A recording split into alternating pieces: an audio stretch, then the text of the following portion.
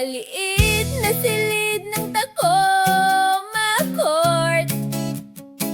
Panginginig ng ating mga kamay noong araw na yon. Mas mabilis pa sa mga salitang binitawan. Dalawang hiningang naging isa sa bawat galaw. Lahat ay bago at tila kakatwa, ngunit nakita ko sa iyong mga mata dalawang kaluluwang nakangiti, may kaunting hiya. Isang sing-sing na papel, ating munting gantimpala.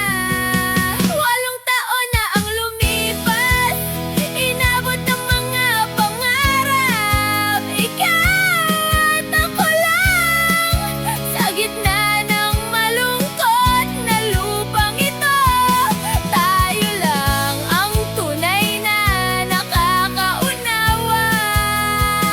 Sa paglingon sa nakaraan, tila isang pelikula, at ang pinakamagandang eksena ay laging ikaw.